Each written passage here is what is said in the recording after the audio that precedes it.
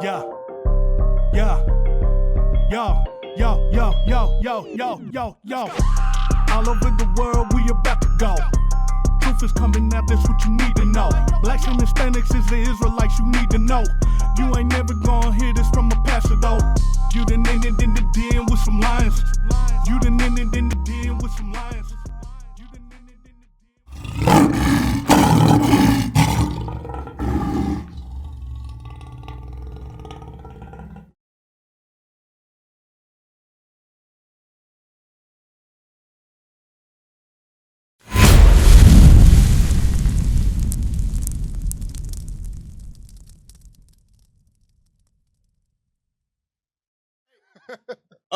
So hey, go to the LeBron James. LeBron James. We got LeBron in front of us right now.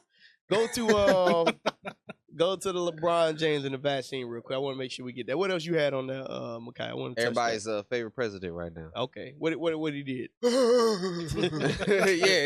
Hey, we need to Deacon outside. So that was Deacon outside. If y'all didn't know, in the NBA they said all players gotta be vaccinated. Right. All of them. If you don't, you ain't getting no check.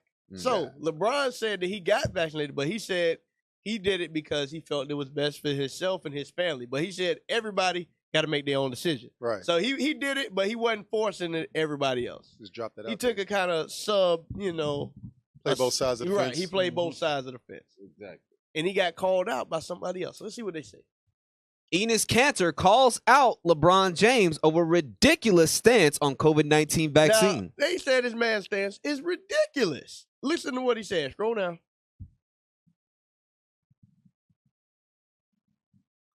During an appearance on CNN on Sunday, Enes Kanter called out LeBron James for his stand on the COVID-19 vaccine. When asked about LeBron's decision to not urge other NBA players to get vaccinated, Kanter didn't shy away from criticizing the Los Angeles Lakers superstar. Now notice, they said when LeBron had the opportunity to urge other players to get the vaccine, he didn't do it. And people are mad at him about that. Now, go ahead. When I heard it, I was very disappointed, and it's ridiculous, Kanter said. Obviously, LeBron James, he's one of the faces of the league, and he should be the first one to go out there and say, listen, everyone, I got the vaccine, and I'm encouraging everyone, my community, everyone, basketball fans, non-basketball fans, and sports fans are just going out there and get this vaccine so we can save other lives. So that's his mindset, and he can say that from his white perspective. Right. Because usually when they do stuff for y'all, it's to help you. But our experience is completely different. Right. The only reason why some of the black athletes are getting it because they're getting a check. They getting squeezed. Right. That's the only reason why we're doing this. Because they getting squeezed to take the jab. That part. But what I wanted to hit on is that they want LeBron to be a role model to everybody else. Nobody in the white, why none of the white players being forced to be put on a pedestal? Matter of fact, I think last year they had a white dude was the MVP of the NBA. Yeah. Jokic was the MVP. Yeah. Nobody said nothing about him. Right. Forcing him. White man. Pull up the what's my man name? My Charles Barkley video. Because they want LeBron to be a role model to everybody else. Now, when I thought about that, go ahead.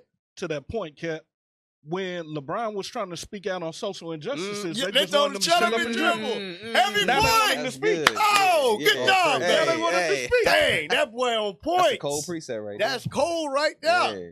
They told him to shut up and dribble when it's dealing with our injustices. But now when it's to push the white man agenda, get up there and speak. What? Right. Dang, that's heavy. That's heavy. Go ahead, press play. You on.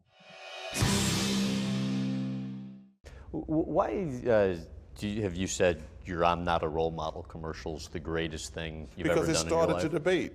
Because if you go back and look when it happened, it comes up all the time too when the term role model comes up. It started a national debate. Just because I dunk a basketball doesn't mean I should raise your kids. Let me tell you something. When I went to Nike with this commercial, they was like, this is going to be huge. I said, that's why I want to do the commercial. 95%. Used to be my favorite. 95% of the letters Nike got, the 76ers got, Love the commercial. Yeah. How did the reaction and response you got compare to what you were expecting? I actually thought it would be like 80-20, to be honest with you. 80 positive? Okay. Yes. Because listen, I knew the parents. Because first of all, it became a joke. I said, I'm the only guy in the world who ever got bad hate mail for telling kids to listen to their parents. In the beginning, I said, just because I could dunk a basketball and dribble a basketball, I shouldn't raise your kids. But at the end, I said, parents are role models. Because, you know, I do this little science experiment, Graham, when I speak at schools. Like, let's say I'm at a white school. I said, how many of you kids want to play pro sports? Less than 10% raised their hand. I said, what do you want to do? I want to be a doctor. I want to be a lawyer. I want to be an engineer. But when I go speak at predominantly black schools, 90% of the kids want to play sports. 90%. All right, that's all There's I a wanted. couple of. So, hold on. Don't take it off yet, because he's going to say something important. But notice, when he go to white schools, 10% say they want to play pro sports. Mm-hmm. When you go to black schools, 90% of them say they want to be athletes. Go ahead, press play. Like, I want to be a doctor, which makes me really proud. But 90% of kids, when I speak at black schools, our kids are brainwashed to think they can only play sports and be entertainers. You got a better chance of being a doctor and a lawyer than playing in the NBA. I tell you, that's 400 players in the NBA. What are the chances you're going to be one of the 400 best players in the world? That's, like I say, and I'm not trying to bash their dreams. I wish everybody could do it. But you have to also be realistic. All right. You're not going to play in there. So what I wanted y'all to see right now is that amongst the black community, we're fed a certain narrative. Yeah. Which is why they want to use LeBron, because they know our children look to athletes for direction and for how to have their values, how to shape their morals, beliefs. Now they want LeBron to say, hey, I got the vaccine. Everybody else get the vaccine. Right. They're showing you how they move the world. Yes. But Charles Barkley was wise back then. He said, hey, I ain't no role model. And he said, and he understood him taking that stance is different than everything else because he knows how it's destroying our people. Right. Go ahead. I know y'all got something. Hey, so Charles Barkley isn't actually the first person to mention that either, because Malcolm X actually said it first. He said, when you go to white communities, they get thought leaders, they get high profile people who have education behind them or some type of intelligence to know, hey, this is our spokesperson. This is who we want in the forefront of our conversations.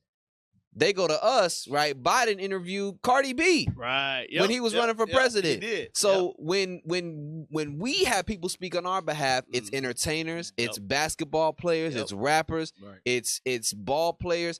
It doesn't matter because and that's why it's important what Charles Barkley said, because keep in mind he also had that interview with old buddy, the white boy, I forget his name, where he was like, you don't think we're equals? And he was ready to cry off that thing. Richard Spencer. Yeah, Richard Spencer. Yeah. He was ready to burst out in tears because the white boy was like, actually, I think that's kind of faggy. Right. Broke his heart. And he was looking at Massive face like, you don't accept me for who I am? Yep. So Charles Barkley, I agree with you. You ain't no role model. All praises. Another thing too, they're going after people that they put in these places that they think that we're supposed to be looking up to. They're all, like I said, they're jokesters, just like you were saying, but they're nobody to take seriously. Malcolm X had actually mentioned this, like in one of his videos, talking about how we looked up to these people, and he said these ain't people to look up to. He was trying to push. He was trying to push like black. Hey, let's have Black Pride. They got rid of him. Martin Luther King. They got rid of him. Bishop Nathaniel and the prophets going out teaching. They teaching the real truth, but guess what? They ain't being heard. Nobody's listening to them. They putting up all these goofballs. There you go. So I do got a scripture though, Kevin. You got a minute. Yes, sir. 2 Ezra chapter 15.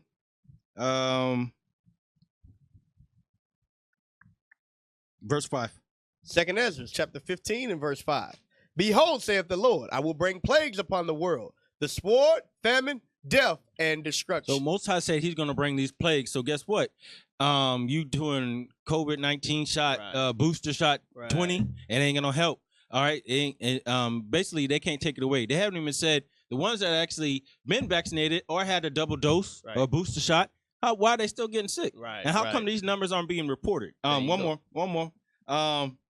Second Ezra 16. Ain't nobody got time for Verse that. 5. Second Ezra 16, verse 5. I still got 30 seconds. Chapter 16 and verse 5. Plagues are sent unto you, and what is he that may drive them away? So which man is going to drive it away? Dr. Fauci or Fucci? All right, if he ain't going to drive it away, neither is the vaccine, because guess what? That's man-made. God said, I sent the plagues upon the earth, but no man can drive it away but himself. Rito?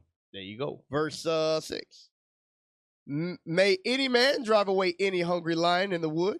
Or may anyone quench the fire in the stubble? No man can drive away a lion, and ain't nobody taking on a lion and driving him away by himself. Right. And no man can put out a fire, right? Right. When it have begun to burn. Right. May one turn again or get the arrow that is shot of a strong archer? Right. Policeman shoot you with his gun. Guess what? You can't turn that bullet away, Reed. There you go. The mighty Lord sendeth the plagues, and who is he that can drive them away? That's the answer. So that's why you got to turn back to keeping the law. So guess what? Right. So that you can be protected.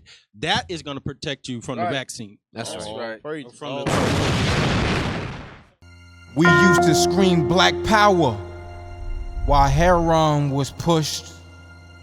But at the end of the day, nothing's in vain. I.U.I.C. has been given a vision. The tents of Judah has risen. Many has attempted the mission, minor murmuring, omitting, and missing the mark. Just reading that he had the flame of fire in his eyes gave us the spark. We on Paul's mission.